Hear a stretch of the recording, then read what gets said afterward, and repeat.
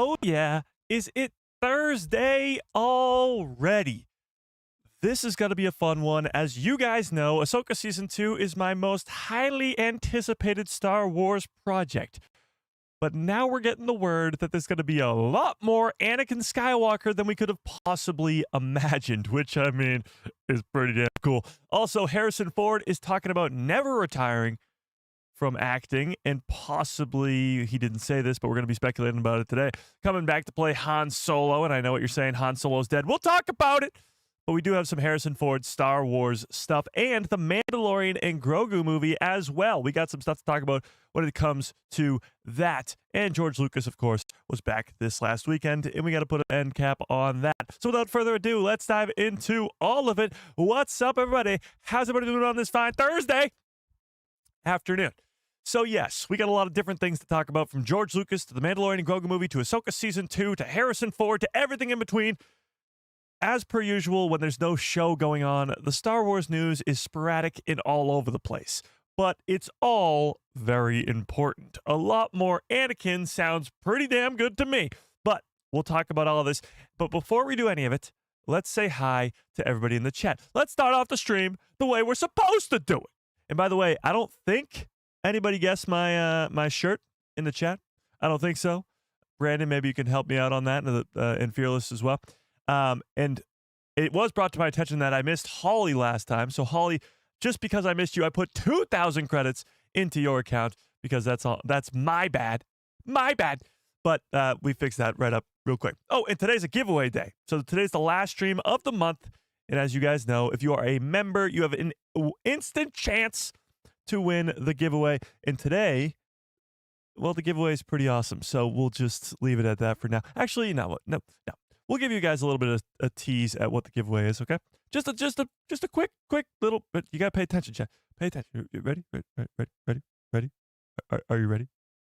Today's giveaway, it's a big one. And because we're talking about Ahsoka Season 2, this is... Okay, that's all you get for now. We'll be doing that giveaway later on in the live stream. So if you are not yet a member, you have today to find 99 cents on the ground somewhere.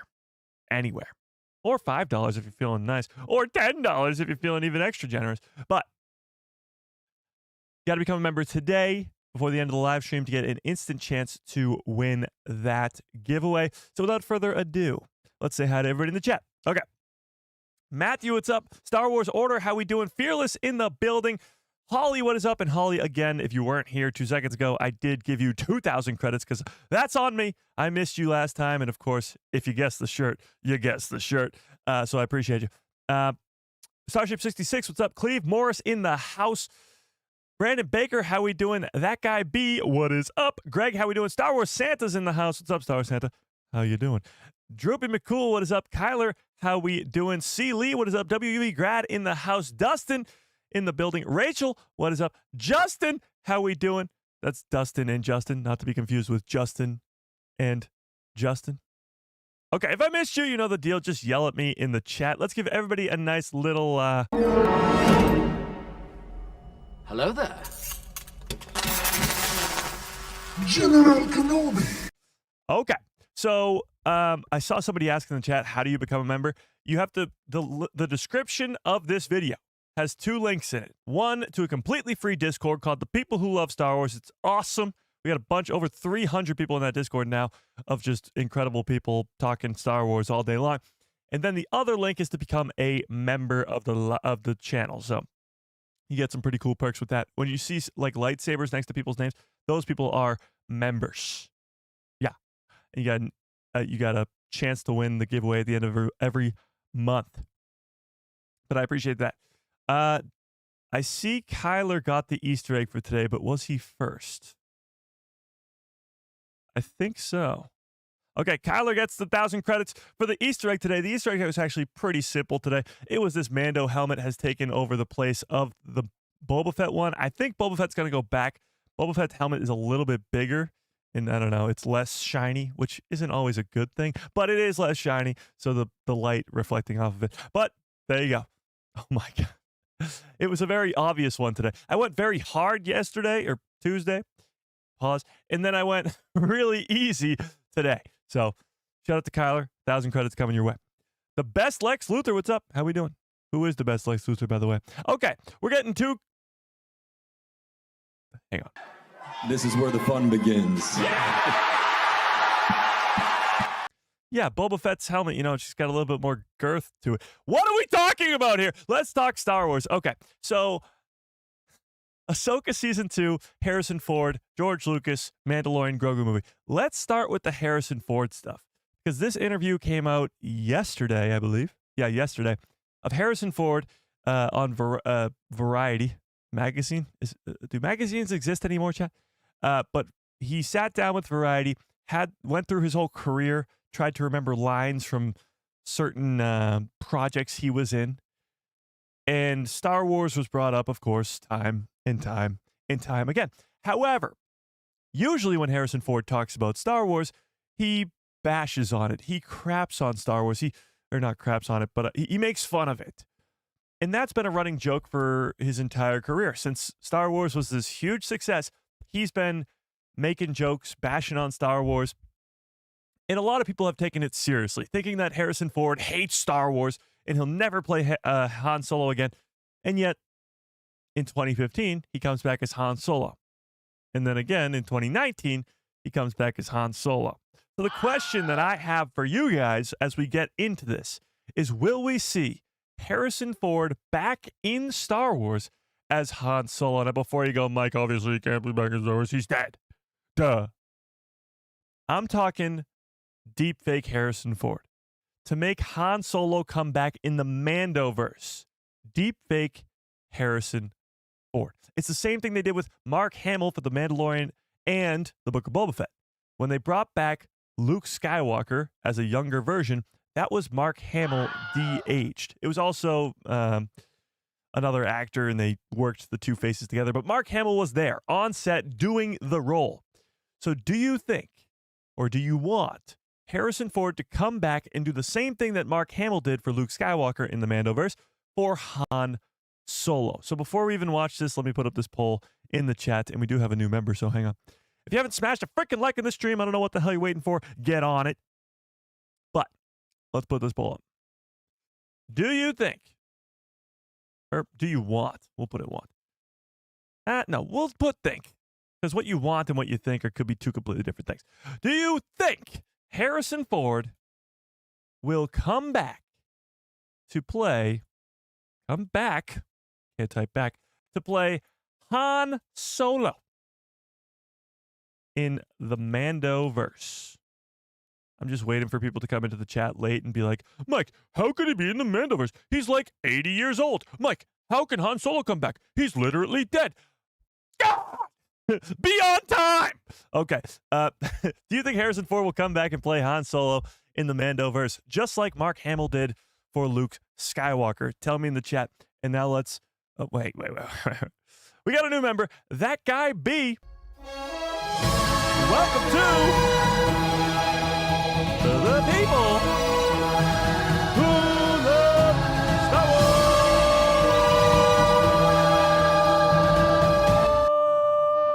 Wars. Welcome to the people who love Star Wars. That guy B at the Padawan level. I appreciate that quite a bit. Do you guys remember where you were when you became a person who loved Star Wars? Do you remember when I screamed at you about joining the people who love Star Wars? That guy B, I appreciate that. And I Haja with a 13-month membership badge. Holy crap. That's insane. Somehow Han Solo returns. Yeah. Possibly. Now, this does connect to the Mandalorian and Grogu movie, because we've been talking about how the ride at the park, which I'm completely blanking on it right now. Galaxy's Edge, what's the name of the ride with the Millennium Falcon? Chat, somebody please. Help. Chat, help, please. Chat, somebody. That ride, when the Mandalorian and Grogu movie comes out in just under 10 months from now, will be updated to have a mission with Din and Grogu. Meaning, the Millennium Falcon will be on a mission with Din and Grogu. And there's only a few pilots of that Millennium Falcon that could be there. That could be Han Solo, Chewbacca, I guess Lando, but most likely Han Solo or Chewbacca.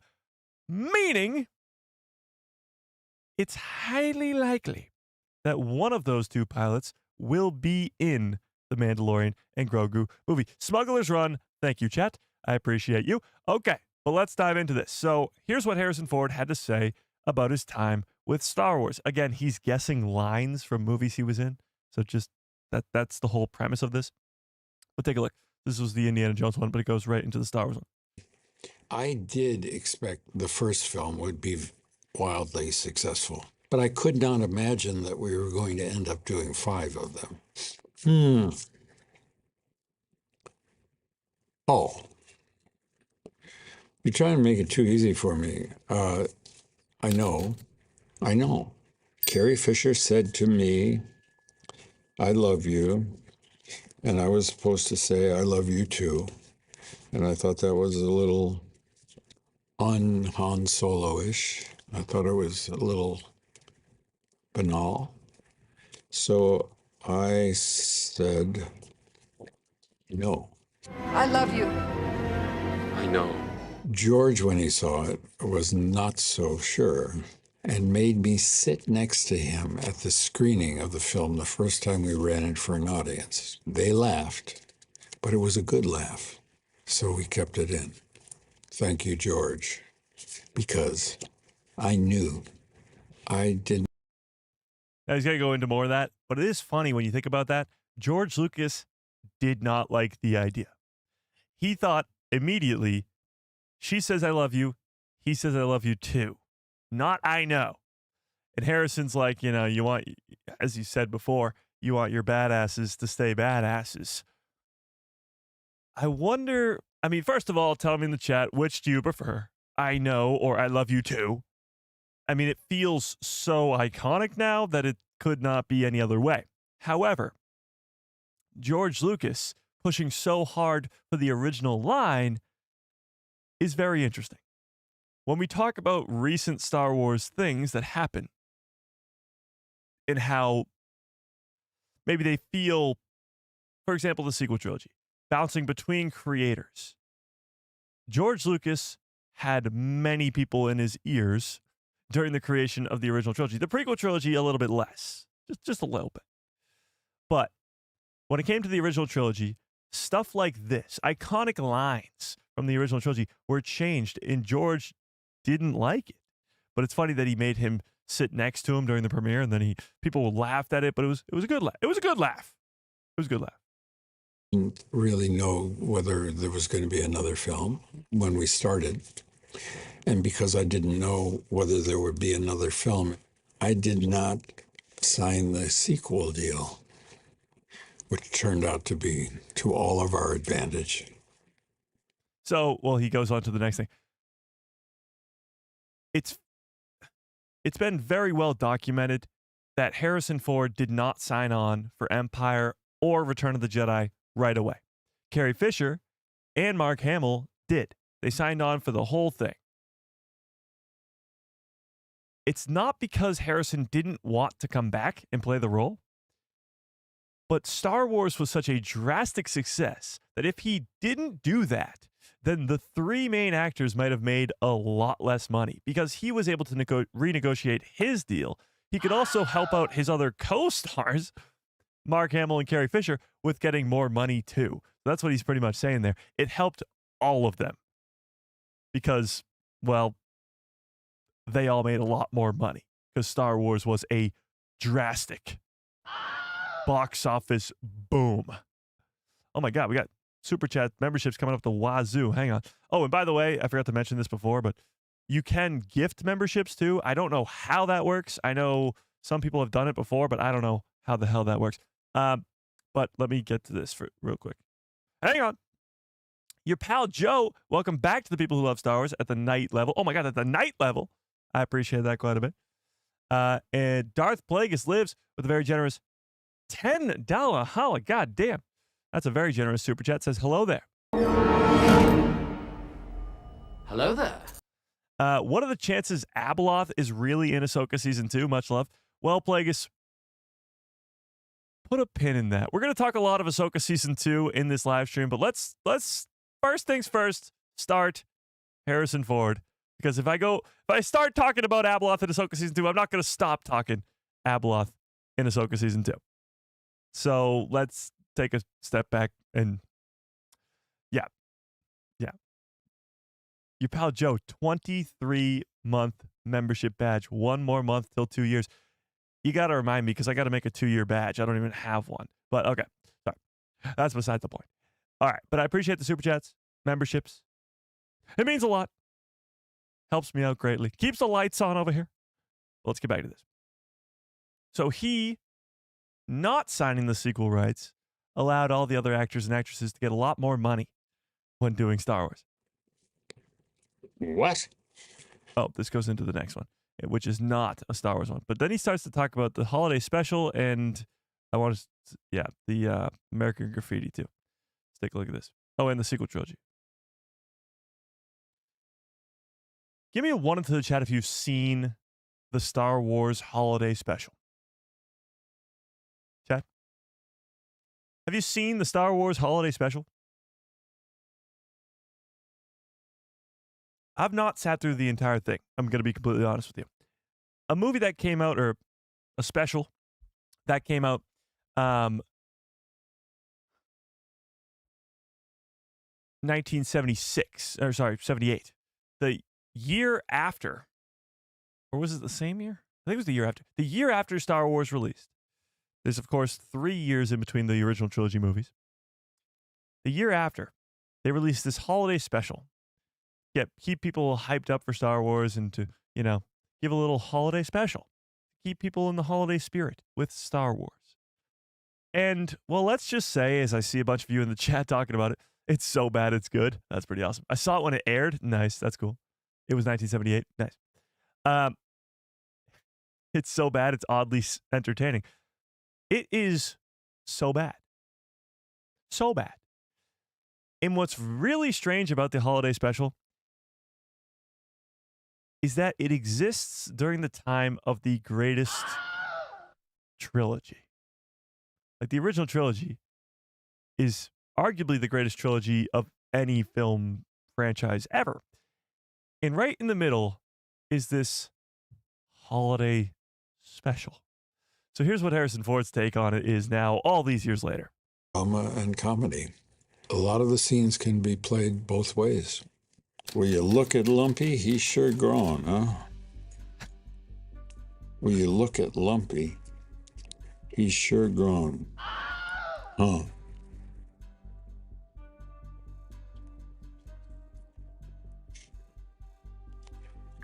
Oh, you mean like this Star Wars Christmas special? Hey, will you look at Lumpy? He's sure grown, huh? I've never seen it, which explains that. I was there, though.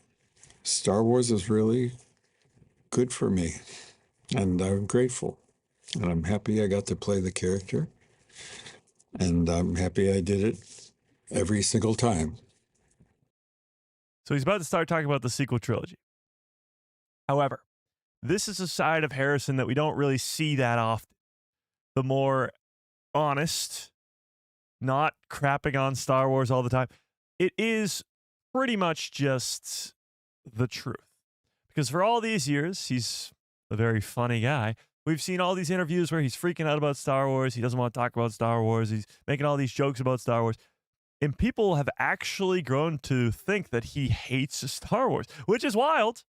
But even still, he clears the air here.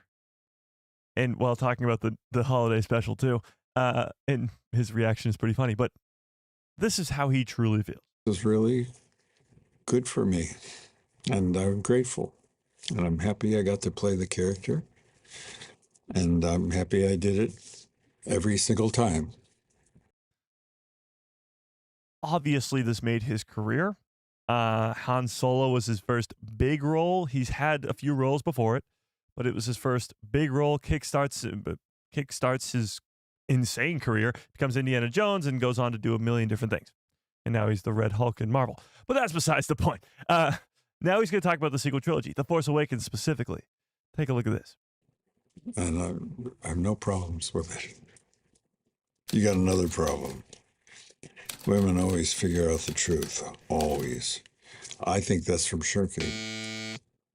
You got another problem. Women always figure out the truth. Always. It was a good idea, I thought. It was fun to do it, and it was great to work with Adam Driver, who I like very much. He falsified his... So he keeps it short and sweet when it comes to the sequel trilogy, but he does say it's a good idea, and he's very glad that they did it. Now, The Force Awakens itself, I'm a big fan of. I thought The Force Awakens was a great setup to the sequel trilogy. I think it's just in the back half of the trilogy where it sort of gets shaky for a lot of different reasons. But he's not wrong. I mean, the idea of doing a sequel trilogy is what every fan has ever wanted for the last 40 years. That's what we've been waiting for. But it was more so the execution that either some fans loved beyond belief or some fans really, really hated. And, of course, there's some that are in the middle, like myself. But when it comes to The Force Awakens, I thought it was a great setup for the trilogy. I thought it was a great way to bring back Han and Chewie and Leia and Luke, but even set up the new characters. So he does go on to talk about all these other projects he's in if you want to go watch the rest of that interview, but he talks a lot of Star Wars and, I mean, obviously a lot of Indiana Jones and all these other big franchises that he was in. But it is funny when you look back at how much things can change just from one guy. The entire original trilogy would be completely different if it wasn't for Harrison Ford. I mean, that one line, of course, would have changed, but in reality, Harrison Ford makes that role that role. When you see the old tapes of who could have played this character, I'm completely blanking on the name. But there's a big-time actor at the time who was going out for the role of Han Solo. And now you just can't imagine it being anybody else but Harrison Ford. But it does beg the question, because Harrison is pretty much more active now in his roles than he's ever been. He's in like 3 different TV shows right now. He was just, as I mentioned before, the Red Hulk in the Captain America new movie. He's doing a million different things. Do you think that he will come back and play Han Solo? Yes or no? What do we think? And while you do that, let me first of all, what's this poll at? Whoa. 55%. We are almost 50-50 on this. 55% of you say yes, you do think that he will come back to play Han Solo in the Mandalorian and Grogu movie. Well, let me remind you that, let me pull this up real quick.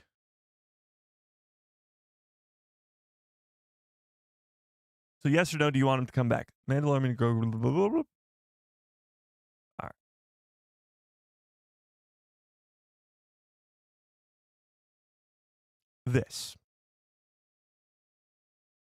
This is why I'm leaning more towards the yes.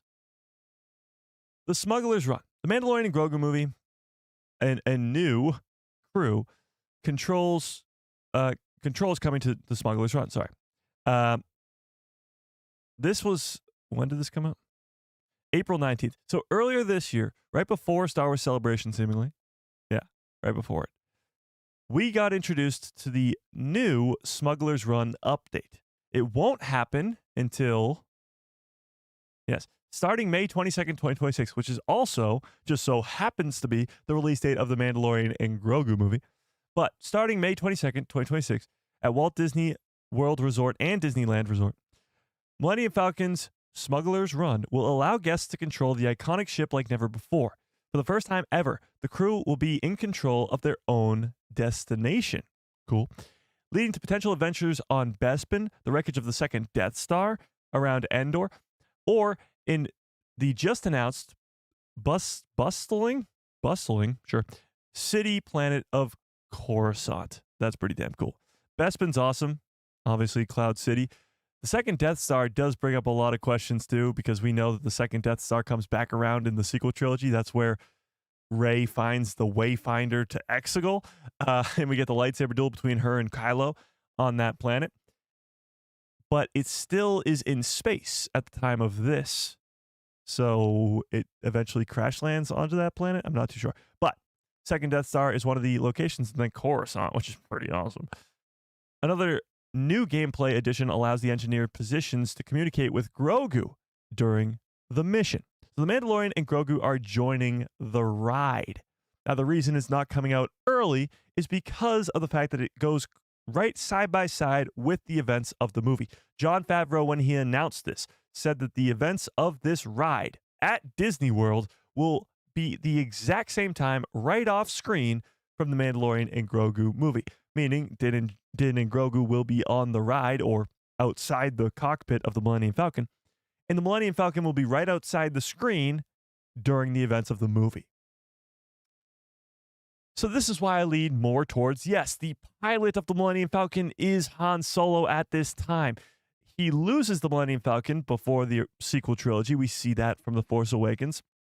We know, I forget who it goes to right after Han. He loses it, but then it eventually ends up with the guy from The Force Awakens. What the hell's his name? What's the guy who's like 1/4 portions? What's that guy's name? Chat.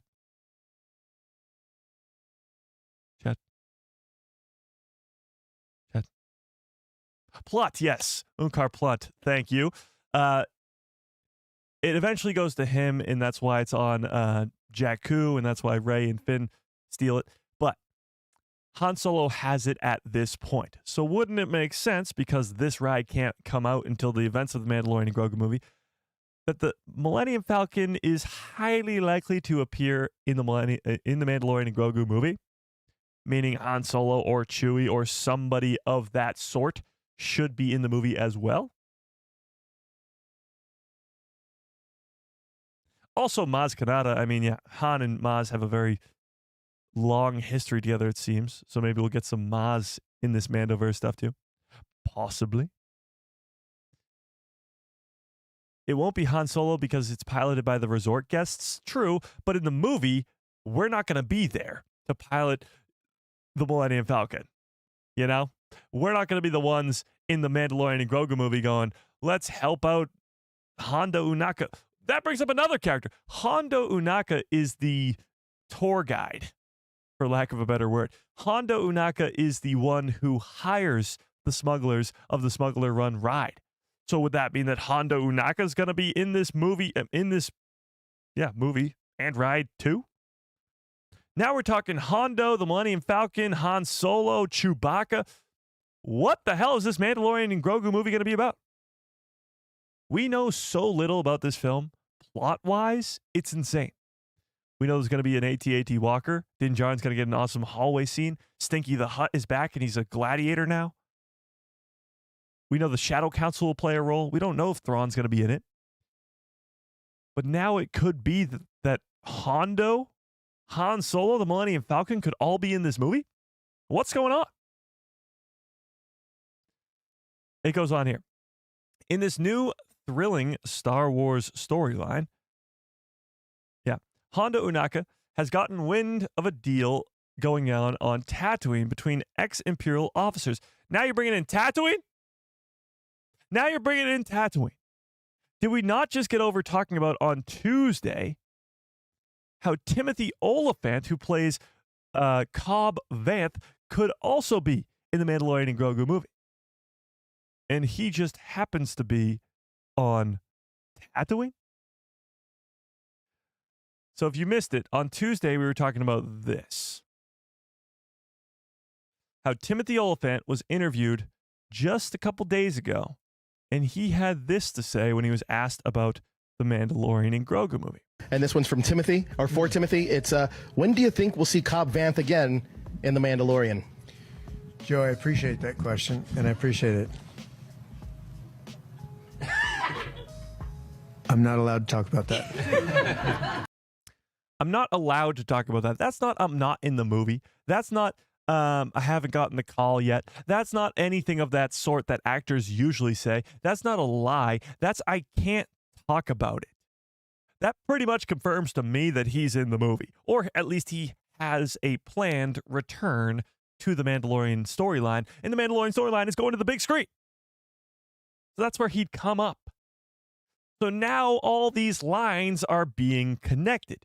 You have the Mandalorian and Grogu being at the Smuggler Run ride, which has the Millennium Falcon and Hondo Ohnaka. And this ride, this storyline for the ride, is all around Tatooine. this deal going down on Tatooine, the home planet now of Boba Fett, Fennec Shand, and their whole criminal underworld, with Cobb Vanth in a Bacta tank. So now it seems like at least a little bit of this plot when it comes to the Mandalorian and Grogu movie is coming together.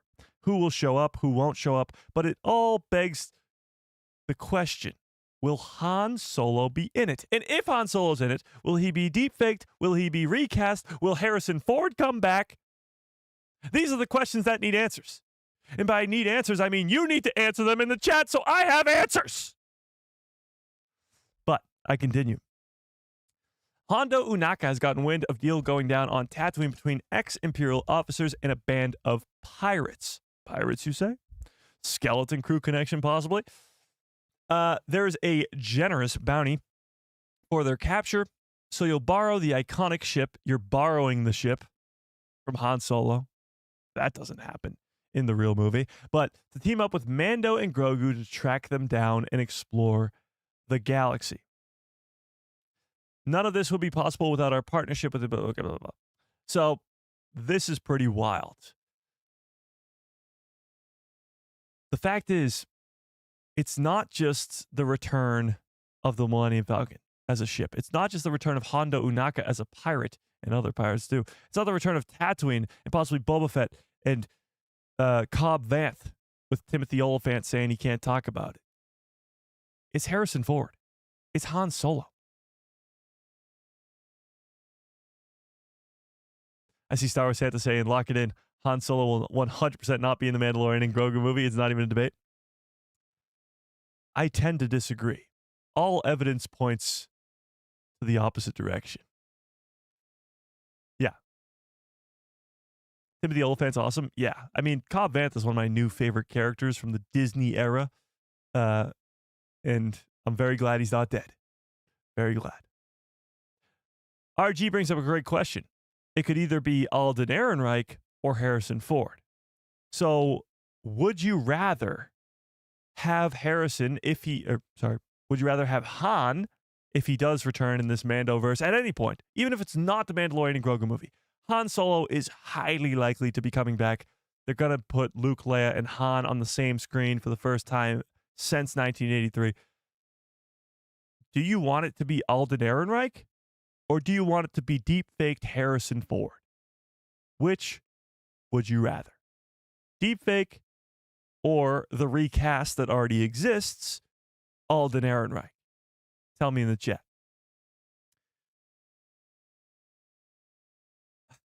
There's Calkite on Tatooine? I don't think so. I don't think so. It's time for Hondo's live-action appearance. I thought it would have been Skeleton Crew earlier this year. It wasn't. But Hondo's live-action appearance is definitely coming pretty soon. Yeah. Tatooine always needs to be the center of the galaxy. Yes, kind of. It's a great planet. What can you say? A lot of main characters that we're going to see moving forward revolve around Tatooine. Boba Fett, Luke Skywalker. Din Djarin's been there a bunch. Tatooine's going to be around. Deepfake Alden. Okay. Deepfake Anthony Ingruber. I don't know who the hell that is. I don't know who that is. I want more Harrison, though. True. Don't we all? Don't we all?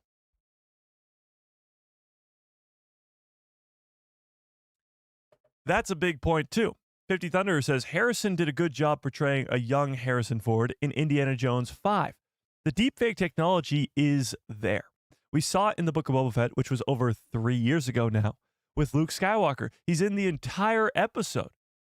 I'm not going to sit here and tell you that Han Solo is going to be a main character of an upcoming Star Wars project, because he's not. It'd be really funny if they announced Solo 2, like, tomorrow, and then you could just go back to where I said that. But he's not. He's going to be in the movie or a show for a couple minutes. And they've been really, really good at this deepfake technology. So why not, while you have the chance to, and Harrison Ford is doing a ton of different acting things, bring him back, deepfake him like you did Mark Hamill, and have a feel-good moment for the Star Wars fans.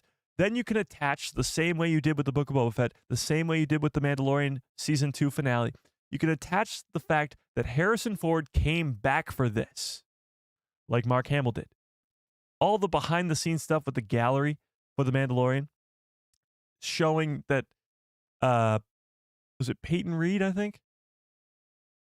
I think it was Peyton. Peyton and Jon Favreau and Dave Filoni, they all went to Mark Hamill's house to personally ask him to come back and play Luke Skywalker. Like, getting the stories of behind the scenes for stuff like that is so damn cool. And if we get Harrison Ford back for Han Solo, it'd be incredible. It'd be so awesome. And then you're just missing Leia. Sadly, when it comes to Leia, Carrie Fisher's no longer with us, so it'll be a whole different conversation as to whether or not you're going to deep fake her, recast her. That's a very different conversation for a different time. But when it comes to Han, you have Harrison, and you have the chance to do something really, really cool. Yeah.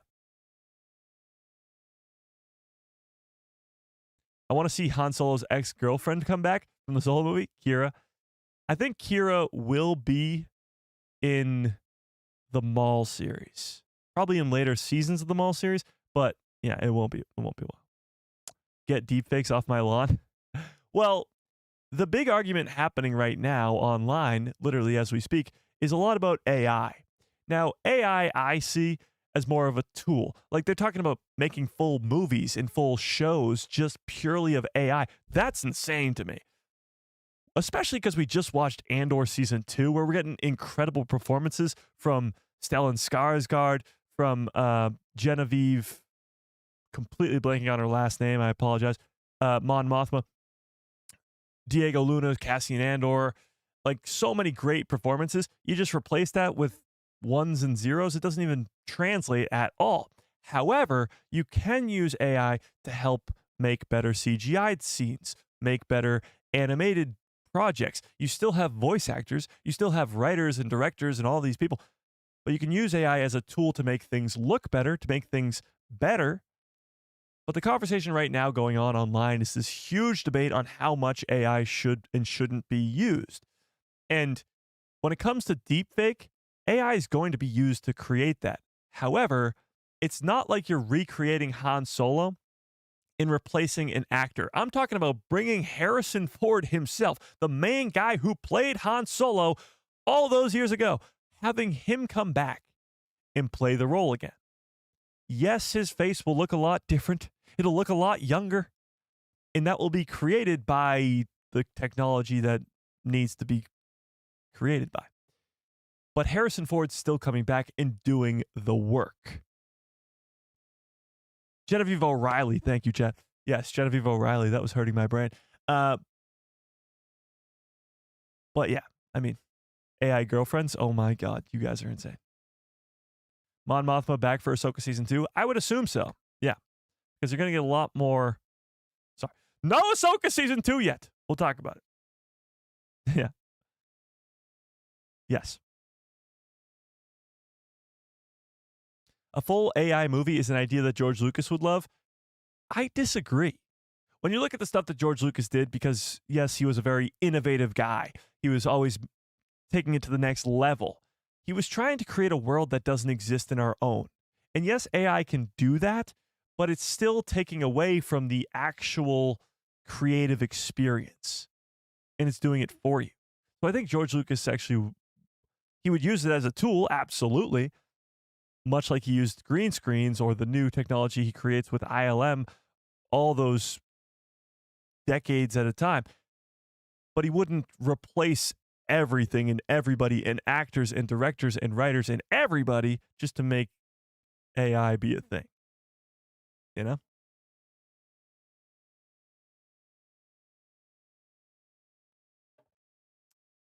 But that's enough AI talk. That's enough AI talk. It is very, very intriguing when you see the stuff with Harrison Ford. You see the fact that he's now in Marvel. You see the fact that he's back for all these different things. He was in a spinoff of Yellowstone, and he's in Shrinking, a TV show. He's in a bunch of different things. And then you see this, the Millennium Falcon being right outside the screen for the Mandalorian and Grogu movie. Hondo Ohnaka being there. Tatooine being involved. It gets you hyped up for the Mandalorian and Grogu movie and the possibility of seeing Harrison Ford come back as Han Solo. So tell me in the chat, do you think it's possible? Do you want it to happen? Yes or no? Okay. And while you do that, I saw somebody mention Fantastic Four. Have I seen Fantastic Four? Short answer, yes. Long answer, I've seen it 3 times now. Every one is better than the last. Saw it in IMAX, saw it not in IMAX. IMAX is a lot better. But the movie's awesome. I mean, it's awesome. Pedro Pascal's great. Pedro Pascal's coming back as Din Djarin. So, yeah. No spoilers here, but it was awesome, and I loved it. And it got me hyped up. Have you guys seen it? Give me a 1 into the chat if you've seen Fantastic Four, and then that's it. Okay, we'll do. Yeah. Moving on. Yeah. Okay. Yeah, that was wild, Holly. That was wild. There was an audible gasp in my theater all 3 times. It was awesome. It was awesome. Okay. Better than Superman. That's a pretty that's pretty tough. I don't know. I really like Superman a lot. But I think I liked Fantastic Four more. I liked Galactus a lot. I'm a big Pedro Pascal fan. It's tough. They're very, very close in my head, but yeah. Okay, back to Star Wars. Sorry. Got a little bit distracted. I'm easily distracted. Now, before we get to the Ahsoka Season 2 stuff, because we're going to talk about it an insane amount, I do have this article about Mando and Grogu, and then I want to talk about San Diego Comic-Con and what's going on with the George Lucas Museum, because there was more that we didn't really talk about on Tuesday, but let's start there. So the Mandalorian and Grogu movie. This comes from Screen Rant. Ooh, Screen Rant.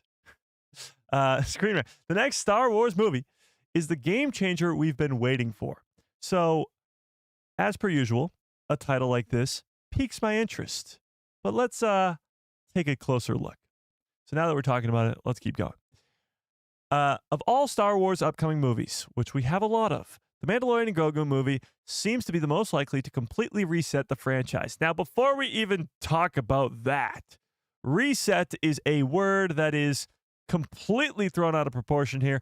Star Wars will never be reset. It's a universe, it's a galaxy far, far away that will always just be built upon. It won't be reset. We're never rebooting Star Wars. It's not like Marvel or DC or any other franchise where you can redo the originals. You're never going to see that. The original trilogy will always remain the original trilogy, and nobody will ever touch it with a 10-foot pole. And that's the way it should be. You can make it better with like Rogue One or Andor Season 2.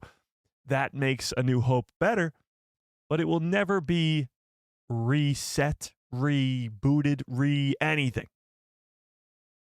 So keep that in mind. And that's exactly what Star Wars needs right now. I think the more appropriate thing to say here would be a breath of fresh air that Star Wars needs right now. Well, there has been some serious triumphs for Star Wars as of late, such as Andor Season 2. There's little denying that the franchise as a whole is struggling. Now, honestly, I'm one of these big old deniers. I think Star Wars, since it's left theaters, since 2019, has had some incredible projects. Last night, we were on Star Wars Jedi Podcast. Shout out to Ron, shout out to Nick, shout out to Derek. And we were talking about the best live action shows. So many of these projects have just incredible stuff going on, from Ahsoka to Andor to Mando to the Book of Boba Fett to anything in between. Even the Kenobi finale, even if you don't like the Acolyte, there's still a bunch of stuff in there, like the night fight in the forest that's incredible. Skeleton Crew is extremely underrated. There's so much good stuff in the live action Star Wars stuff on Disney Plus, but that's not even the entirety of Disney as Star Wars as of late. You have the animation side of things: Tales of the Jedi, Empire, Underworld, Bad Batch, season 1 through 3, and now we're moving into a Maul series. Like, Star Wars is just giving us all the good stuff right now. But a lot of people would say that the franchise as a whole is struggling. But I would say it truly is the greatest time to be a Star Wars fan. But that's just me. Okay. Star Wars movies and TV shows consistently face harsh criticism, as they should. I'm not one who's going to sit there and be like, oh, it's Star Wars, so it's instantaneously good. Never. Star Wars should be criticized very harshly by its critics, which is us as Star Wars fans. If it's not good, it's not good. But at the same time, it should be criticized for being great as well. Criticized is a bad word there. It should be praised for being good as well. So it should go both ways. And the future of the franchise has seemed increasingly precarious. Easy for me to say. Precarious. Particularly the significant scale back of the movies following the several releases in 2010 has raised questions about Star Wars' stability. So obviously the sequel trilogy has this big old decline in viewership numbers, in how much money it makes in the box office. It wasn't a very well put together plan. The Solo movie bombs badly in the movie theater. And that doesn't mean anything to me because I think Solo is a great movie, but it's the combination of The Last Jedi, Infinity War came out that same month, but either way, the box office numbers don't lie, and it went down, down, down, down, and down. All the way until 2019 when they made the executive decision to stop making Star Wars movies for the time being, existing only on Disney+. However, the Mandalorian and Grogu movie may very well be the solution to Star Wars' problem, a quote-unquote guaranteed success. The Mandalorian and Grogu movie is a reset, again, hate the word, for the Star Wars franchise. The Mandalorian and Grogu is next to be released for Star Wars new movies, with May 22nd, 2026 being its release date. This will make it Star Wars' first movie to release in nearly 7 years when it does premiere, which means there's a lot riding on this movie, and expectations will likely be very, very high.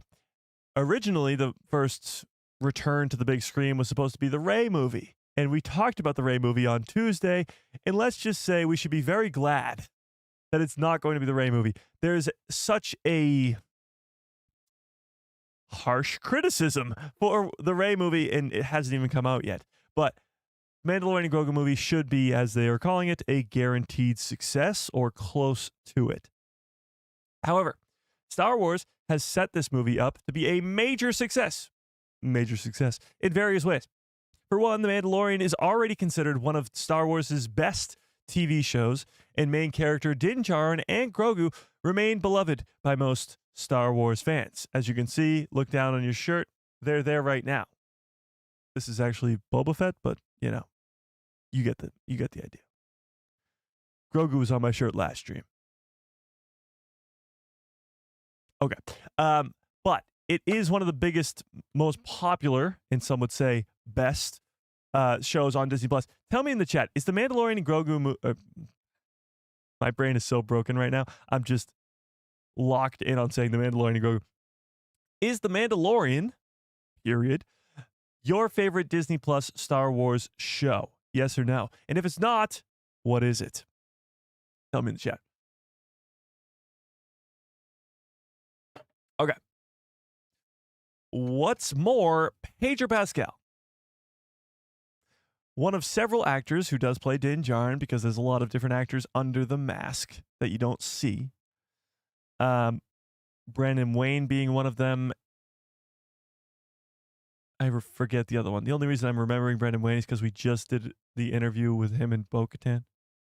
I can't remember the other guy's name. Somebody help me on the chat. But Pedro Pascal, who is one of several actors who plays Din Djarin, though he's easily the most well-known, has absolutely been on a career hot streak, with his most recent releases like The Last of Us Season 2, The Materialist, Fantastic Four. The Mandalorian and Grogu movie will no doubt build upon that momentum. Yeah, you got one of the hottest actors, not in like visual senses, and maybe you think that, but hottest as in insanely hot in Hollywood right now. Actors and you have that being the lead role of your movie. Now, the problem is you don't see Pedro Pascal's face because Din Djarin has this thing where he doesn't take his helmet off. But maybe that'll change. Maybe that'll change. Andor's your favorite? Bad Batch is your favorite. Nice. Ahsoka, then Mando. Okay. Mando and Ahsoka. Andor. Okay. Okay. Mando is hot. There you go. So, Mandalorian Grogu movie will no doubt build upon that momentum. This movie also represents a positive shift for Star Wars, reflecting on how it will be a reset. Hate it. Recently, Star Wars has been focusing on the TV shows, with a mix of live action and animated projects. Unfortunately, issues like backlash with The Acolyte and its subsequent cancellation, in addition to negative reception on how shows like Obi-Wan Kenobi have proven challenging. So yes, there haven't been all wins, especially from the viewership side of things when it comes to Disney Plus. But The Mandalorian specifically has been a enormous success. He's everywhere. Criticisms of such shows is varied, with likewise varying degrees of validity. And of course, we've talked about that quite a bit. But the truth is, Star Wars has always been a movie franchise.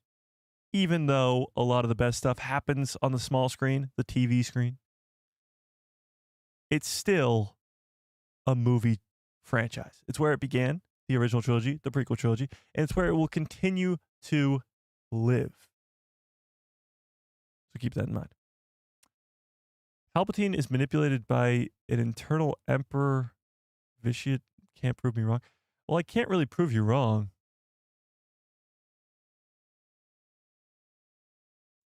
But I disagree.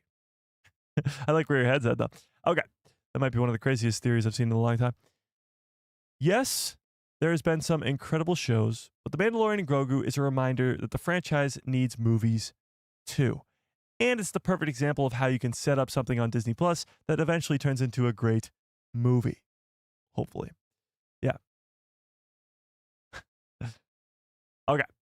Star Wars is boldly stepping away from the Jedi and Sith, which I kind of disagree with too, because I think there'll be some Jedi and Sith in this movie, but it will also be in Ahsoka Season 2. Jack, what's up? Explore the Force. How we doing? Yet, another key aspect of The Mandalorian and Grogu, I mean, Grogu is a Force user himself, that represents a promising change for the franchise is the fact that this movie is clearly a departure from the Jedi and the Sith. Is it, though? There have been some other examples of this approach in recent years. These include Andor, The Bad Batch, and even Solo and Rogue One, among others. However, this movie feels different, even from those projects, as it will presumably be a story on the big screen that has little interaction, with the Skywalker saga. So this has been a very big topic online recently. Do we move away from the Skywalker saga? Or do we double, triple, quadruple, double down on the Skywalker saga? Should we have more content like The Mandalorian, like the Maul series, like Ahsoka Season 2, like a Kenobi Season 2 in the Skywalker timeline, or do we move away completely? Do we go to a different place in the timeline? Now, honestly, why not both? That's sort of my answer to the question. I think you can go tell new stories like the Dawn of the Jedi or a post-sequel trilogy by Simon Kinberg. You can do that while also giving you legacy characters. Darth Maul, Ahsoka, Kenobi, Vader, more of both. Now, yes, in recent past, especially because Andor is fresh in the mind, you've had stuff that feels disconnected from the Skywalker saga. But let's be honest here, chat. Andor is very much connected to the entirety of the Skywalker saga. It's the growing of the rebellion, but it's also connected to so many characters that are still intertwined in the story of the original trilogy and just the Skywalker saga in general. So, in order to move away from those stories, you kind of have to go completely out of the saga. But The Mandalorian is right there in the middle, right after the original trilogy and before the sequels. In that sense, The Mandalorian and Grogu is breaking brand new grounds in the franchise. And that will hopefully translate into proof that Star Wars doesn't need Jedi or Sith to be successful. I think that's already been proven. I think the Bad Batch, like they said before, and/or Solo, I guess, didn't really prove the point because it lost money, but it's been proven. In Rogue One, I mean, the best scene in Rogue One is Vader's hallway scene, so that kind of doesn't prove the point either. However, Andor has already proven that point. And I think there's going to be a lightsaber in this movie. But that's something else I get. But this doesn't mean that they're abandoning the Sith and Jedi entirely for the future, of course. You got the Rey movie, you got Dawn of the Jedi, you got a plenty of lightsaber-wielding projects going on. Yeah. I'd love to see a movie between episode 2 and 3 about the Clone Wars. Well, I don't know about that. There's already a lot of stuff in between 2 and 3.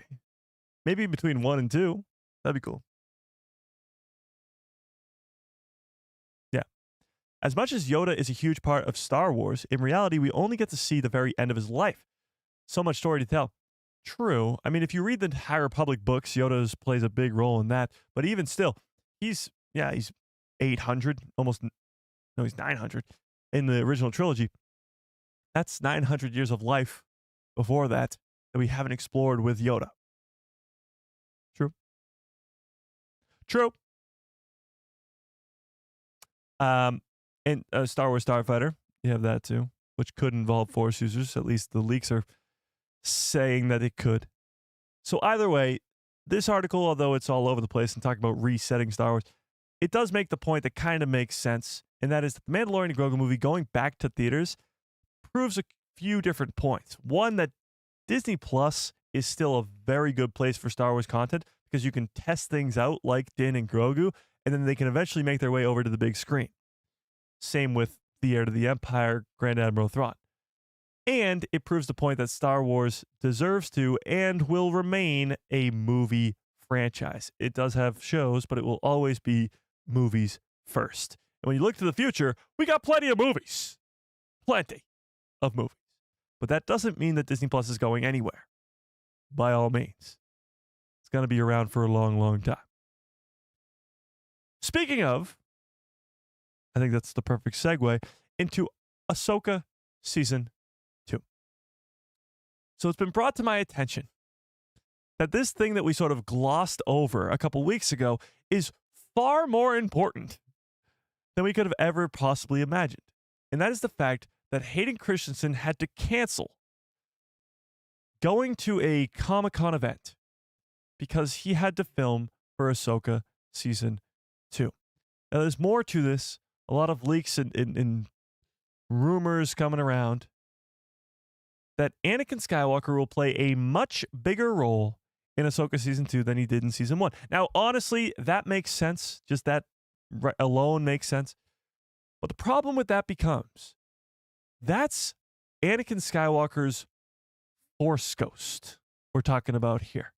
The only way that Anakin could physically come back would be through flashbacks, which we might get. I mean, there was rumors, reports of Ariana Greenblatt, Hayden Christensen, and Ewan McGregor all coming back to play their respective roles in the Clone Wars. Ariana plays the young version of Ahsoka in Season 1 through the World Between Worlds sequences. I don't think Ahsoka will be going back to the World Between Worlds.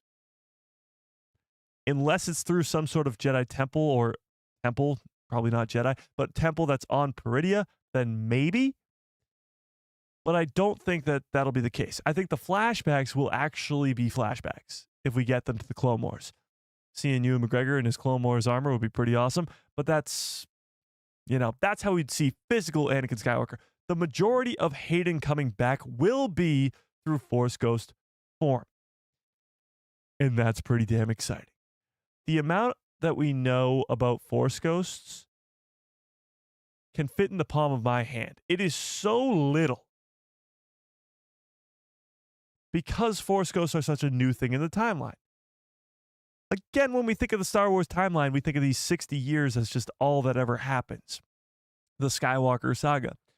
But it's not. There's 25,000 plus years before it that have existed. And in those 25,000 plus years before it that have existed, there's never once been a Force Ghost. Until Qui-Gon Jinn comes around, learns the way to do so, becomes a Force Ghost, teaches Yoda, teaches Obi-Wan, and now those two know how to become Force Ghosts. Obi-Wan teaches Anakin as he dies. He becomes Force Ghost. Luke, Leia learn, and maybe even Ben Solo, but we don't know much about that either. So people now know how to become a Force Ghost, but it's a very new thing. And as Charlie says in the chat, Force Ghosts, just make it up as you go. That's kind of what they've been doing. So now Dave Filoni is met with a very difficult task, and that is explaining Force Ghosts. So we're going to get a lot, and I mean a lot, of Anakin Skywalker in Ahsoka Season 2, but what does that mean? How is that going to be possible? Answer me this, Chad, and I'm going to pull this up for you.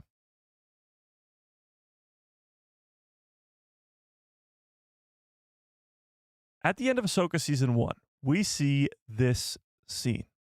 I'm going to mute it just so we don't get copy struck or anything. We see this scene. Ahsoka looking out into the distance, smiling off. And as you can see, right there, right there, she's looking all over. Watch her eyes, chat. Watch her eyes. So first she starts off looking sort of straight. Then she looks up to the right over here. Then she looks straight again. And then she's slowly going to look to the left, or our left, her right. And then she sort of just nods and looks off to the side. She's never looking at one direction when she's looking out there. And then, of course, the camera pans back, and you see Force Ghost Anakin Skywalker. So the question I have for you, Chet, is does Ahsoka actually see him? Because this would change everything we think we're going to see in Ahsoka Season 2. If she can't see him, that's a big problem. I mean, that's a pretty big issue we have here. Aaron says, I think she felt his presence but didn't see him. Okay. So let me pull this up, actually. Let's pull it up. Holy crap. This last poll is one of the closest polls we've ever had. 50 to 49. The math is not mathing. Do you think Harrison Ford will come back to play Han Solo in the Mandoverse? We are pretty much 50-50 on that. That's insane. Okay, let's pull this up. Do you think Ahsoka sees Anakin in the final scene of Ahsoka Season 1? Yes or no? Do you think she actually sees the Force Ghost? Because let me play it back for you. Let me play it back. Watch Ahsoka's eyes. She's looking all over the place. She looks to the right. Now she looks to the left. She nods sort of at the ground. I don't think she sees him. I think she felt it. She felt the presence. She knows he's there. He sees you when you're sleeping. He knows when you're awake. But she can't actually see him. Anakin Skywalker is Santa confirmed. Star Wars Santa, can I get a confirmation there?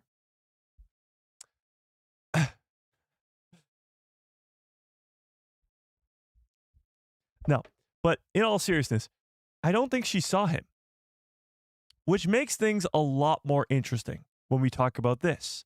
The fact that Hayden Christensen's coming back for Ahsoka Season 2, and the fact that we were getting a lot more Anakin. A lot. He's too far away from her. He's right there. That's Ahsoka. She was standing right there on that. She was standing right there. Right there. And then this right here is Anakin's head. Right in front of her. Right in front of her stupid face. So if she was capable of seeing him, she would have. I think this is all for the audience. This is for us to know that he's there. Ahsoka can't see it. So how will we be getting a lot more Hayden Christensen as Anakin Skywalker in Ahsoka Season 2 if Ahsoka can't see him?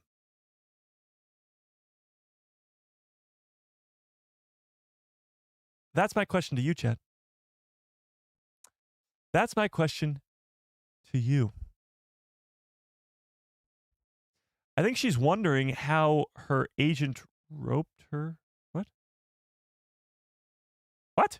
What are you talking about? Are we sure she knows that he came back to the light? I guess not, because we don't know what conversations she's had with Luke. But I would assume that she knows that he came back to the light before he died.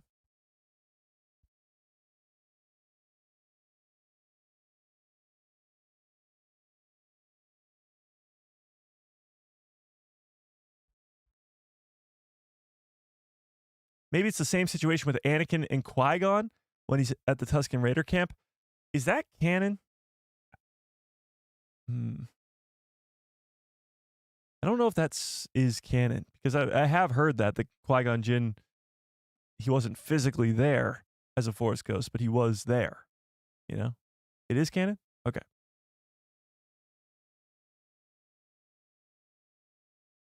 Is she Moses leading her people back to the promised land? What people? What are you talking about? Luke would have told her. Yeah, Luke would have told her that he turned back to the light. But she already sort of fought him in the world between worlds. Okay, Jacob says flashbacks, dreams, training modules. True. That's what we got in season 1. We're getting a lot more Anakin in season 2.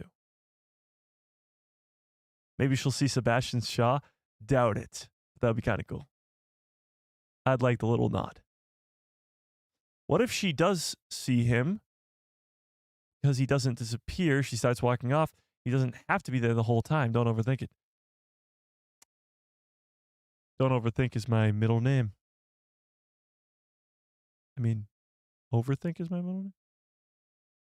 You know what I mean. Can I get some good cups full of orders in the chat, please? Bumpa!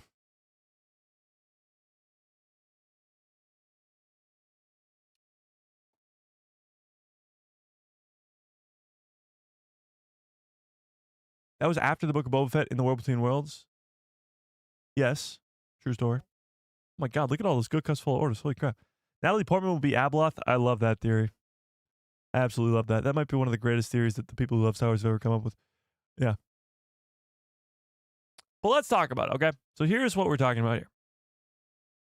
We have all these leaked images, too, that I want to take a look at from Ahsoka that were at Star Wars Celebration, but we'll take a look at those after. All right.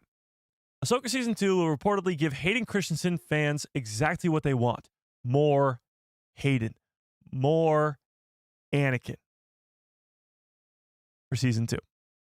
So, new reports reveal an exciting details about Hayden Christensen's role as Anakin Skywalker in Ahsoka Season 2 on Disney+. Anakin Skywalker plays a significant role in Season 1 of the Rosario Dawson Star Wars series, appearing as a vision in the World Between Worlds to complete Ahsoka's Jedi training, and as a Force ghost in the finale. Well, also, somebody mentioned it earlier, in a training hologram too. The promise of seeing more of Anakin was fulfilled in Season 1, but it seems like more of this iconic Star Wars character will be seen in Season 2. That was confirmed to us in at Star Wars Celebration by Dave Filoni himself, which was awesome, but they kind of brushed over it. They were like, yeah, Hayden's coming back, but also this, and this. And because all of those other thises were so important, we kind of just glossed over the fact that Hayden Christensen's coming back. So, during the Star Wars Celebration, Hayden Christensen confirmed that he will be returning as Anakin Skywalker in Season 2, indicating that more of the mentor-mentee relationship between Anakin and Ahsoka will be further fleshed out in live action. Not much is known about how big a role Anakin will have in season 2, but a new report may have provided a idea about his next story in the Disney Plus series. As filming for Ahsoka season 2 is currently underway right now, a report from SFF Gazette, I don't know what SFF stands for, probably Sun Fantastic Four. Oh my God. Super Fantastic Four Gazette pointed out that a couple of canceled convention appearances for Hayden Christensen left fans convinced that he will be heavily involved in the upcoming sophomore run for the Star Wars series. So it wasn't just one cancellation, it's now been multiple. And what's kind of funny is Fan Expo Boston, which is the closest thing to me, which I've been going to the last couple of years, is next weekend. Not this coming weekend, but the following one. So the next weekend after. Hayden Christensen will be there. As of right now, he will be there. Sadly, I won't be there because I won't be home, but that's, I guess, whatever. He will be there. Does that mean that he's done over there, or is he going to cancel again?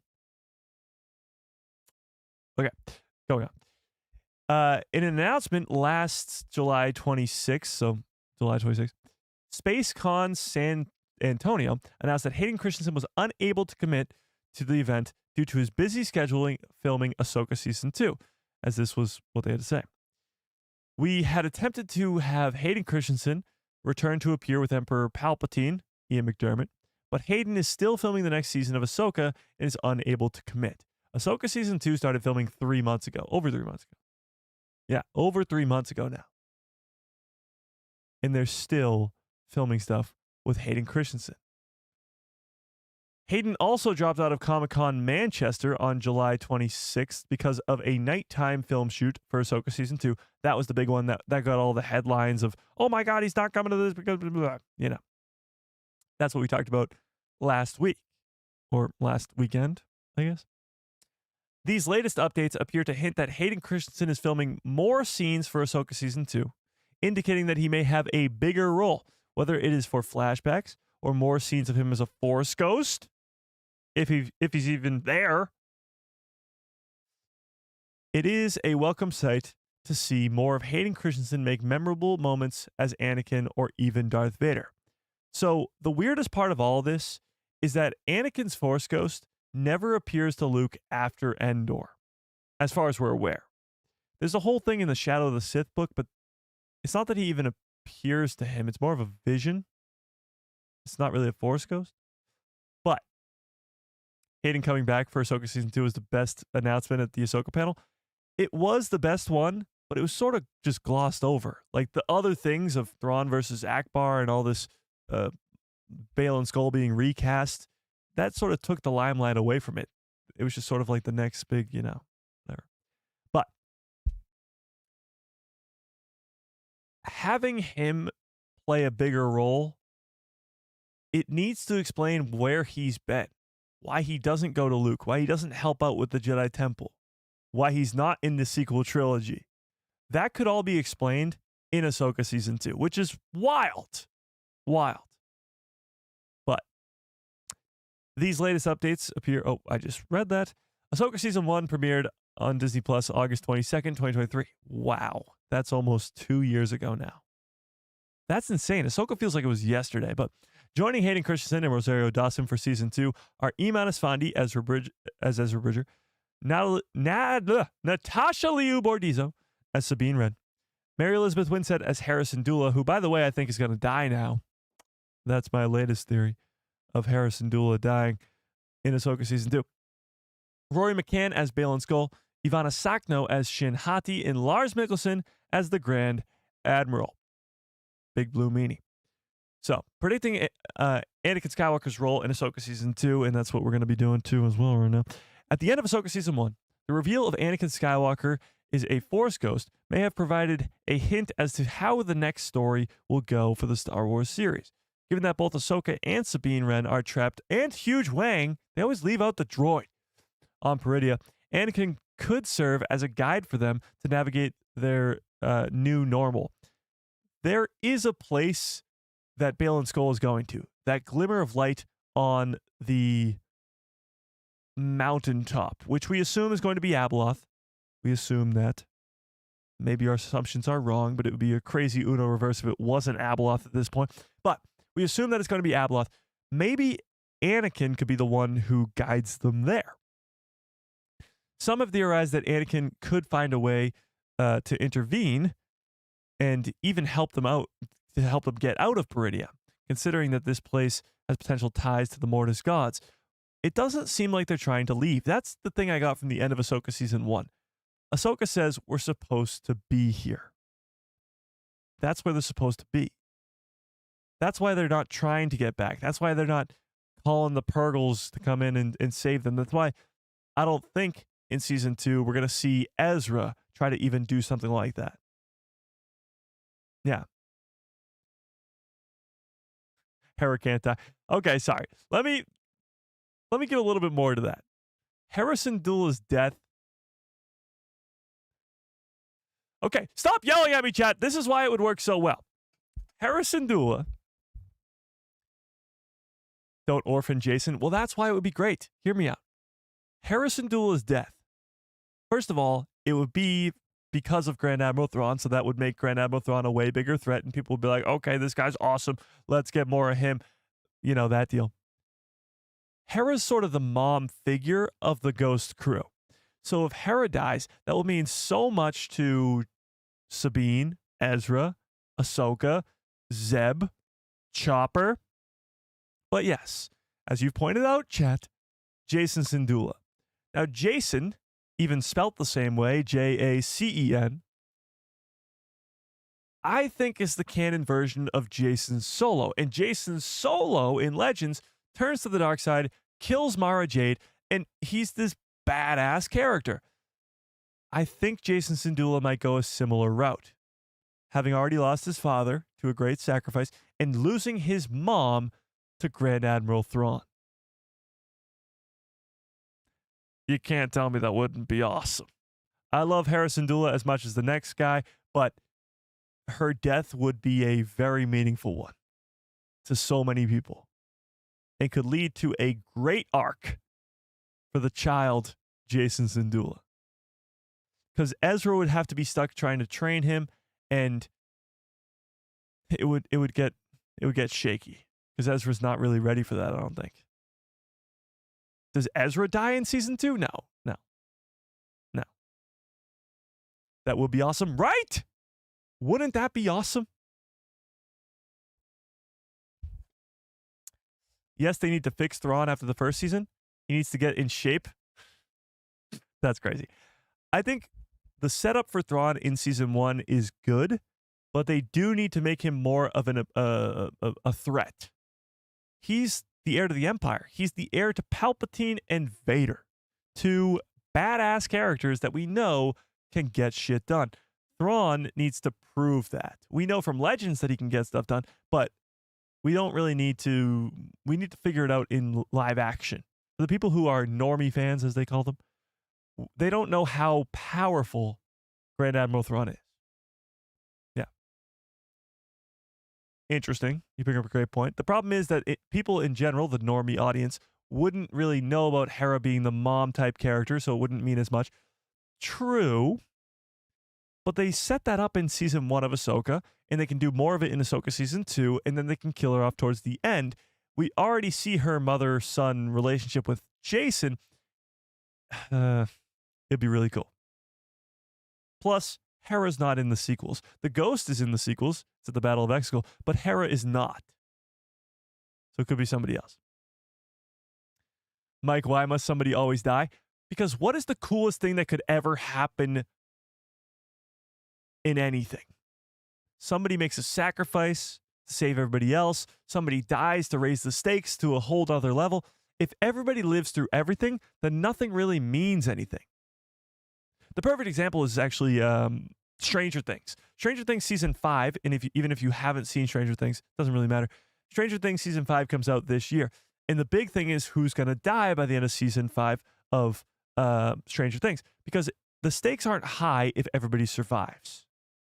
If you're watching the original trilogy and you're not concerned that Luke, Leia, or Han will die, if Han gets frozen in carbonite, you think he's dead, or in the battle between Vader versus Luke, if you're not concerned at all that Luke's not going to die, then there's no stakes. There's nothing at stake. Because if he dies, the whole galaxy's screwed. You know? And if Hera dies, that means so much to so many people. You know? Your pal Joe says, I'm so excited. It feels like you said, there's an Avengers-style event brewing here. The Avengers are called the Avengers because they're avenging Phil Coulson. Because if Phil Coulson doesn't die, the group doesn't get together, and the Avengers never happen. They're avenging the death of Phil Coulson. Just like these Star Avengers, these Mando Avengers, these... Got to come up with a better version than that. But for now, the Avengers of Star Wars, they need something to avenge. Do the normies know who Hera is? Well, can't really speak for them, but yes.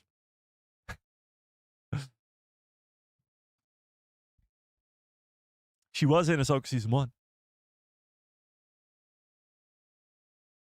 Yeah. I'm watching Stranger Things for the first time right now. Oh, that's awesome. I just started Season 4. Can you give me a tease? Without spoiling anything?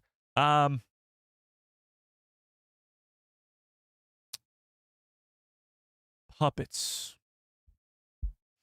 I don't know. There you go. That's it. That's all I'm giving you. Yeah. Yeah. I want Hera alive and thriving and bringing up her son and being happy. Yeah. But this is the galaxy far, far away we're talking about. There's not many happy endings over there. There really isn't. Order 66. Execute order. All the Jedi die. Even the original trilogy, yeah, sure, they take down the Empire, but for what? The First Order to rise again? For Palpatine to return? For Ben Solo to... Execute order 66. Luke comes to a crazy end by force projecting across the galaxy. Leia makes a sacrifice. Han makes a sacrifice. Are there really any happy endings anymore?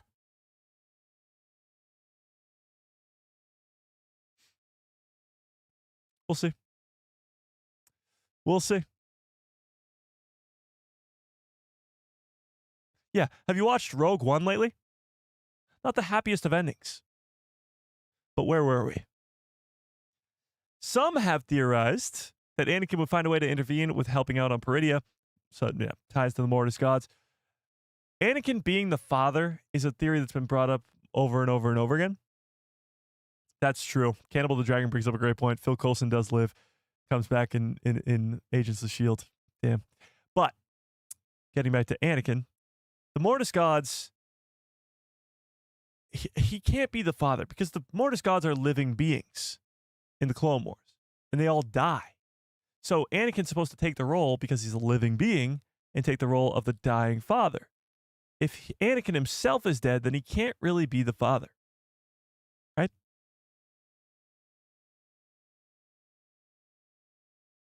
Right? These live chats always have a happy ending? Well, that's not in Star Wars. Yeah. That's why Luke says it's time for the Jedi to end. No Jedi, no Sith. Jason's the next bad guy. Jason Syndulla being the villain of the Rey movie would be pretty awesome, not gonna lie. Okay. Anakin could give them the tools or guidance that they need to finally find a way to get out of their mess and help the New Republic stop Grand Admiral Thrawn. It would be pretty wild if Anakin was the key to defeating Grand Admiral Thrawn, but I don't think that's going to be the case. But another way for Anakin to play a big role is to have more scenes of him as Darth Vader. He wasn't really Darth Vader in Ahsoka at all, except for the one sort of flash.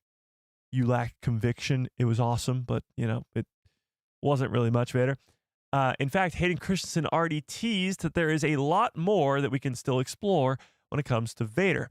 Maybe a flashback sequence of the fight between Vader and Ahsoka on Malachor 5, which would be awesome. But I don't know. And some of these sequences could play a part in Ahsoka Season 2, potentially seeing more of a vulnerable Darth Vader as he's reminded of his former Padawan, Ahsoka, during the peak of his reign as a Sith Lord. So there's a lot of different ways they can go about this. But all we know is, for a fact, because of all these different leaks and reports and Dave Filoni himself, there's going to be a lot more Hayden Christensen as Anakin Skywalker or Darth Vader in Ahsoka Season 2 than we got in Season 1, which is, in a word, absolutely insanity. 2 words, I guess. So, with that being said, how do you think we're going to get more Anakin? Tell me in the chat. Ron, what's up? We were just talking about you. Appreciate you being here. And let me take a check at this poll in the chat here. 62% of you think that we'll be seeing Anakin. I'm sorry, that you think that Ahsoka is seeing Anakin in that final scene. I don't think so. I really don't. Let's watch it one more time. One more time. Run it back. She's looking to the left, looking to the right, looking straight down, looking all over. Nods her head, looks around. See, I think if she did see him, she'd be looking straight ahead and be like, hello there. Hello there. But she's not. Mara Jade's going to be the main villain of the Mandalorian and Grogu movie. Embo's a distraction. I'd be down for that, but I seriously doubt it. Mara Jade would throw a crazy wrench into this. Yeah. Ezra has been on Peridia, guarding a secret towards the liberation of Abeloth, the secret he takes with him. We might see the planet of Mortis again. That'd be pretty wild. As Ezra is tempted to make the same decision as Abeloth. Now that's a theory I can get behind. I think Ezra Bridger has the opportunity to have an insane arc in season 2. This is a great theory right here. He spent 11 years on the run from Thrawn on this weird planet that has Mortis gods up the wazoo, possibly Abeloth. He has to have something going on in his head right now. And I think that would be insane if he wanted that power. Again, if Harrison Dula died, then he'd really want that power. But the power to keep his loved ones alive, ever heard of that one? That would be crazy. Maybe not to the extent where he goes to Mortis and tries to bathe in the waters to become Abeloth. But I could see him having some sort of issue. Like 11 years by yourself. At least Thrawn had his army. At least Thrawn had Enoch. At least Thrawn had these people by his side. Ezra was by himself for 11 years. The turtle people, true. He had the Nogri. Was it the Nogri? Yeah. He had the turtle people. But, you know, how much company can turtle people really be? And we don't know how long he was with those turtle people. Might not have been the whole 11 years. Oh, I definitely, yeah. I think the New Republic does lose their first battle against Thrawn too. I think they'll get a bunch of losses. Yeah, bunch of losses. Luke shows up at the end. That would be crazy. Do you guys think that Luke Skywalker? Oh, not the Nogri. The Noti, whatever. Yeah, the Nogri are what the hell's his name? Those are the alien creatures from the Heir to the Empire trilogy, but Rook. Yes, Rook. From Rebels. What do you think, yes or no? Do you think Luke Skywalker will be in Ahsoka Season 2? Maybe at the end like that for a cliffhanger to set up Dave Filoni's movie? What do we think? We haven't seen Luke Skywalker in quite some time.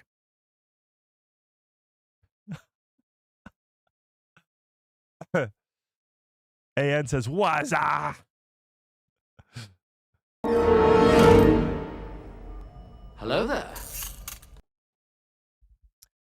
What do we think? Will Luke Skywalker show up at any point in Ahsoka Season 2? Yes or no? I doubt we'll see Luke in Ahsoka Season 2, but it's possible. I think it would be, again, like whoever said that. I already forget. Whoever said that. It would be sort of a Clara. It would be a last scene type thing. it would be to set up whatever's coming next, set up the next project. Because Luke is not in the Peridia Galaxy and definitely doesn't know how to get there. Is Ahsoka season 2 before the Mando movie? No, it's after.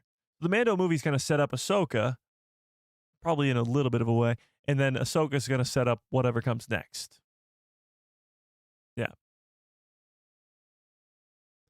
Remember Dave Filoni said that Ahsoka season 2 will be like a war? Yeah, it's going to be a war in our Star Wars, as he said. Thrawn versus Akbar, but minds working against each other. Yeah.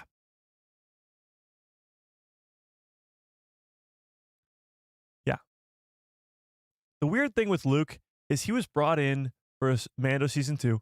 He's brought in for the Book of Boba Fett. And in that sort of Book of Boba Fett episode, he's training Grogu, and then he gives Grogu the choice to leave, and Grogu takes it. But he also has the conversation with Ahsoka, implying that those two characters, of course, have met before and are likely to meet again. Because when she leaves, he says, "Will I ever see you again?" And she says, perhaps, or maybe. What does she say? Something along those lines of like, maybe. I don't know. I go back and forth on this all the time. I think it could go one of two ways. Ahsoka remains on Peridia for the rest of her life. She's maybe protecting the rest of the galaxy from Abeloth or whatever threats lie on this planet. Or she does come back, but to what avail? Like, how will she come to an end? Is she alive during the events of the sequel trilogy? I don't know. Do you have your own timeline when you watch Star Wars, or do you just watch everything in the timeline? If I were to rewatch Star Wars, if that's what you're sort of asking, I'd start with the Acolyte. I'd start from the beginning and go all the way through. Yeah. Padme Aloth, that's pretty good. I think Anakin's Force Ghost will appear to Luke Skywalker in Dave Filoni's movie. That would be pretty awesome. A conversation between father and son, Hayden Christensen and Mark Hamill. Obviously deep-faked Mark Hamill, but even still, having those two characters have a conversation would be insane. Like, think about that. It'd be years after they sort of fought on Endor or above Endor. What does that conversation entail? What do they say to each other? And why don't they have more conversations? Ugh, crazy. What about Padme or Natalie Portman as Abeloth? She transforms Padme to torture Anakin's Force Ghost. Yeah, and Padme would be a connection to not only Anakin, but also Ahsoka. Because Ahsoka was good friends with Padme. So it would get in both their heads, you know? Yeah. Would I watch the sequels on a run through? Yeah. Why not? Why not? Ahsoka can enter the world between worlds without a portal. If she's stranded, she could return to her own. I don't think it's a teleportation device. So even if she's stranded on Peridia, she's stuck there. Like, she could have taken the world between worlds from the regular galaxy to Peridia in season 1, but that's not how it works. She has to come back the way she came in. Same way in Rebels. Have I seen Visions season 3? No. I did see that Visions season 3 comes out in 90 days. Still waiting on a trailer for that. But Visions season 3 hasn't come out yet. Favorite Star Wars movie and show? Movie, Revenge of the Sith. Show, single season, Ahsoka. Show, total, Rebels. Live action, Mando. Yeah, or Andor. Yeah. Have you seen Visions? The first 2 seasons? Yeah. Yeah. Indeed. How long before Ahsoka gets out of Peridia?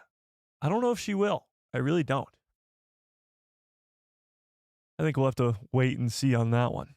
But I don't know if she will. Actually, let's pull this up. You know what? Why not? Why not, chat?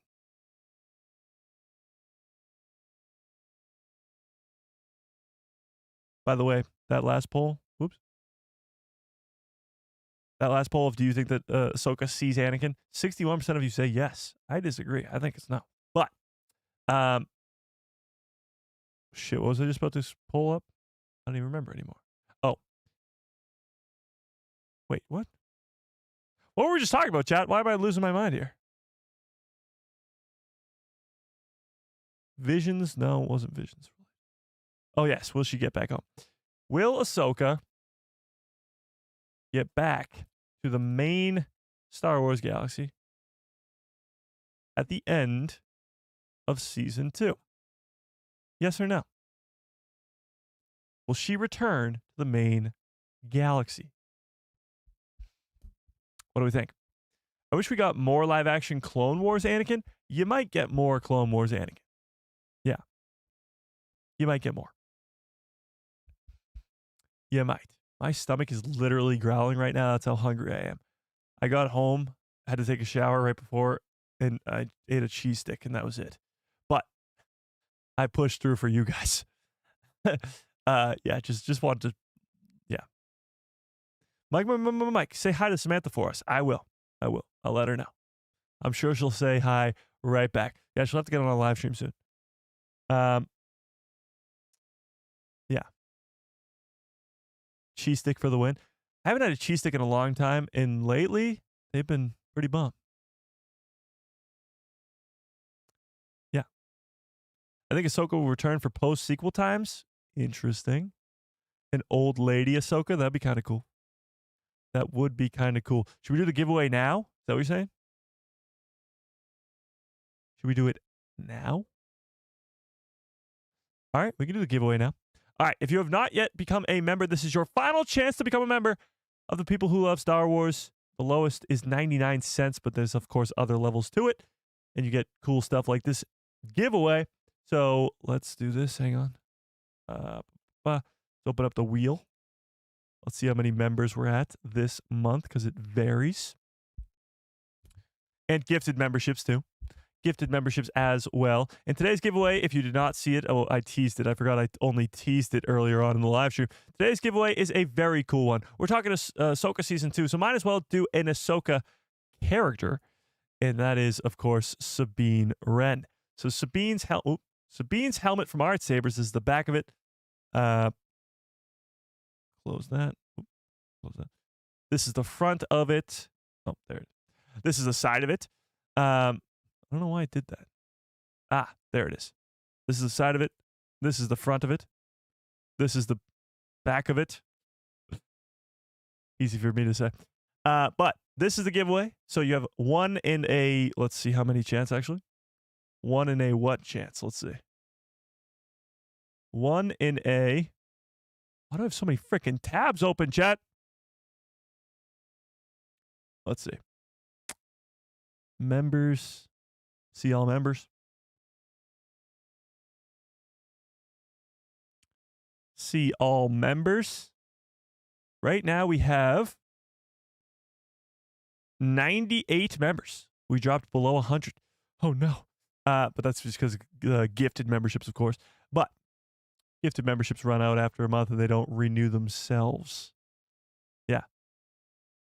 You got to be a member, right? Don't have to fill out anything. No, you don't have to fill out anything. If you're a member, you have an instant chance of winning this. So this is how it works. Right here, we have all our members. Oh, hang on. You can't see that. Right here, we have all our members on a list. That guy B just joined this live stream, so he is number 98. And then we scroll all the way down here. We got number 1. Number 1 is all the way at the bottom, and it's Cat's Paw still. So Cat's Paw is number 1 at the bottom, and it goes all the way up to number 98 at that guy B. And we have to spin this wheel.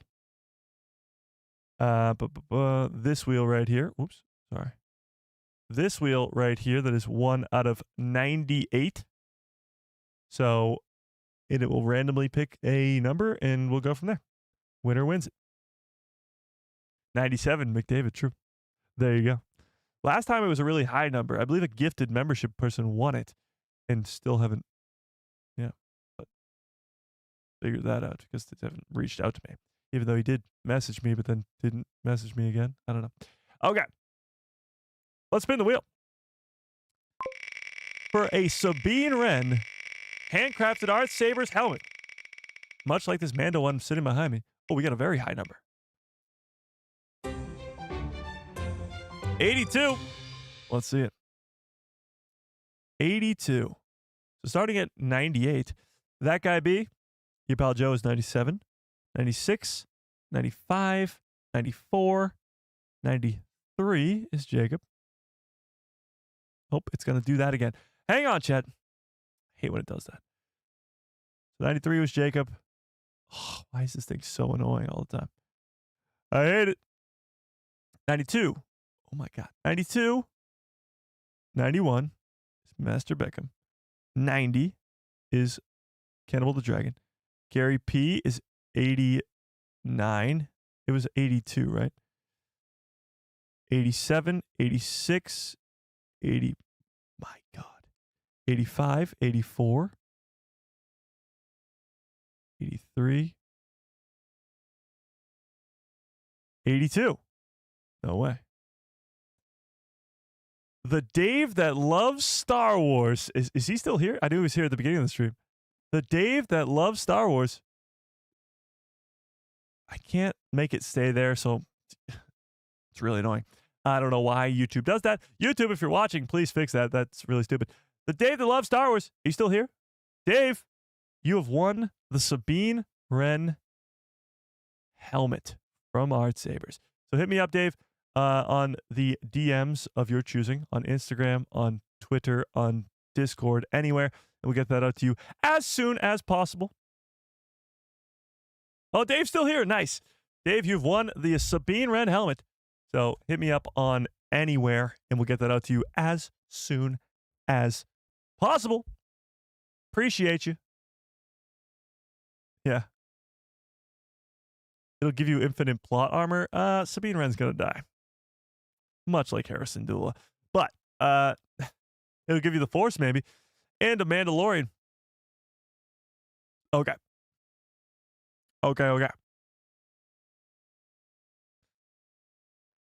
The Dave that loves Star Wars. Great name.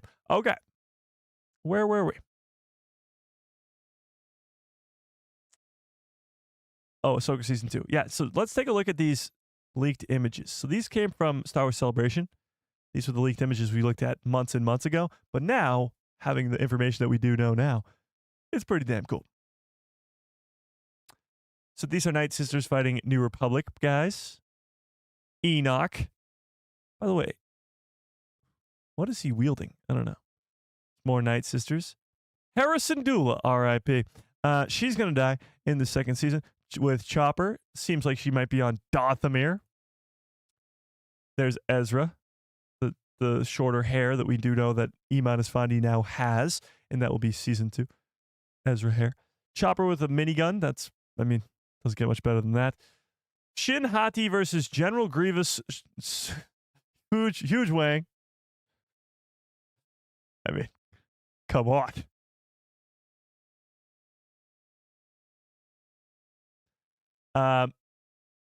This looks like, I mean, clearly Dathomir. This is probably the mission. Is that Zeb, maybe? Could be Zeb right there. But we know Harrison Dula is there as well. This is on Peridia, so in the other galaxy. Hopefully a lot more Anakin here, but Sabine shooting at some sort of flying giant character. Like, what do we think this is, honestly? Peridia was we barely scratched the surface on this brand new galaxy. New species, new all this stuff. It's going to be insane. And there's Ahsoka seemingly going toe-to-toe with that same creature. This looks like a different version of the same sort of droid. Maybe it's the same thing, but it looks slightly different. Maybe these are... What the hell is that? Maybe these are protectors of the prison that Abeloth is in. Possibly. You have to remember that the description that Bale and Skull gives to this place is there's a never-ending cycle. Thrawn can go back to the galaxy and get his own power, but that's a fleeting power. There's always this endless cycle of good versus evil, and the Empire comes out on top, and then the New Republic comes out on top, then the First Order, and so on and so forth. Bale and Skull is looking for something to stop that. So it seems like that would only be Abeloth. She's the only thing powerful to stop that. A Mortis god or somebody with the power of Mortis god. And maybe these little creatures, these flying things or these robot things, whatever you want to call them, are just guardians of that Jedi temple. Or not Jedi temple, but temple, a prison, I guess. Yeah. Pretty wild. Pretty wild. Can't wait for the Ahsoka Season 2 live watch parties. Oh, me too. Mike's going to be like a little kid in a sweet shop, candy shop, but yes, absolutely. It looks like she does in the photo. Oh, does Sabine have a droid arm? I think she's just holding something in that hand. I think her hand stops here and she's holding something. But it does kind of look like a droid arm. It would be crazy if Sabine lost the arm. That would be wild. Does that make her a Skywalker or? I don't know. Well, those were the leaked images. I think there was a couple more, but they weren't in there. So those are the leaked images from Ahsoka Season 2. Talked about the Anakin stuff. Oh, yeah, the George Lucas stuff. Not only, we talked about the N1 Starfighter, the Naboo Starfighter, being at George Lucas's museum, and the General Grievous life-size in the spinny wheel thing from Revenge of the Sith, but also Luke's land speeder. Luke Skywalker's land speeder will also be on display at the museum, Lucas Museum of Narrative Art. So that's pretty cool as well. I mean, the museum's going to be insane. Over 150,000 pieces of art. Like, how is that even possible? But it'd be pretty cool. It's going to be awesome. Awesome blossom. I believe that's it, Chad. I believe that's all. I am starving. I feel like Galactus right now. I am so hungry. But let me end this poll.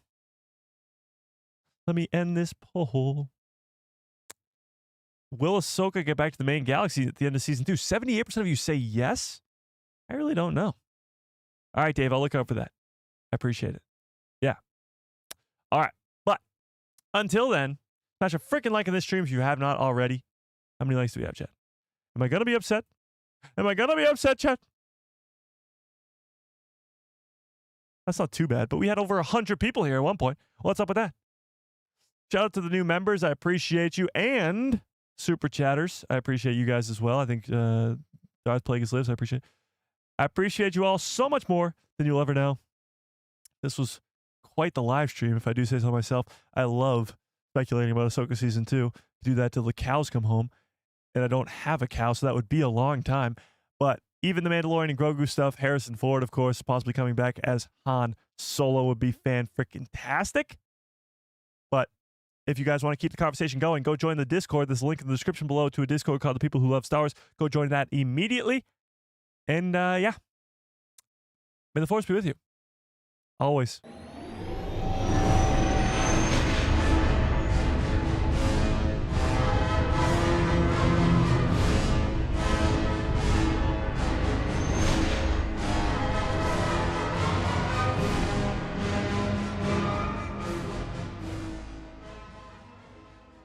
Oh, yeah. What a great stream. What a great show. You guys are the absolute best. I appreciate you all so much more than you'll ever know. Watch out for a short in about an hour-ish, give or take. And, yeah, of course, every Tuesday, Thursday, Saturday for the rest of your lives, there'll be a live stream. But, yeah. So I hope you have a great rest of your evening. Great rest of your lives. Kyler, I will send you those 1,000 credits right now, too, for being the first person to catch the Easter egg. And Holly, again, I sent you 2,000 credits because that was my bad. I'm forgetting about that. So I appreciate you all. And good night, everybody.